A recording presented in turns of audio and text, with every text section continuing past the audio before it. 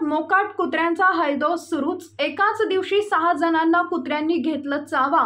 नगर परिषद प्रशासन कुंभकर्ण झोपेत, शहरवासियांचा आरोप।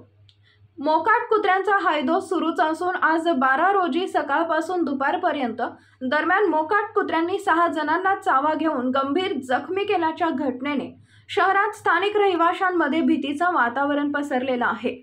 शेगाव संघर्ष समिती आणि अखिल भारतीय ग्राहक पंचायतचे अध्यक्ष शेखर नागपाल व शेगाव शहर वंचित बहुजन आघाडी शहर अध्यक्ष मोहम्मद सलमान यांनी मोकाट कुत्र्यांनी चावा घेतलेल्या महिला व नागरिकांसह शहरवासियांनी शेगाव नगरपालिकेमध्ये धाव घेऊन मोकाट कुत्र्यांचा बंदोबस्त करण्याची मागणी पदाधिकारी डॉक्टर जयश्रीताई काटकर बोराडे यांच्याकडे केली।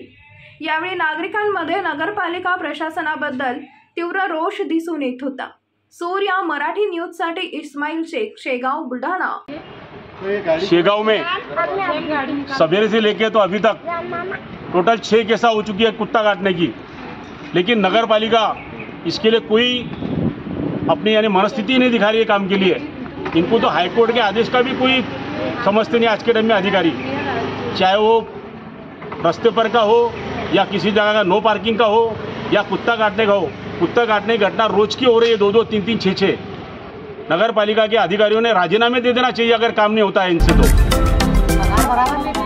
महाराष्ट्रातील महत्त्वाच्या व ताज्या घडामोडी जाणून घेण्यासाठी आजच आमच्या सूर्या मराठी न्यूज चॅनलला सबस्क्राइब करा आणि बेल आयकॉन प्रेस करा।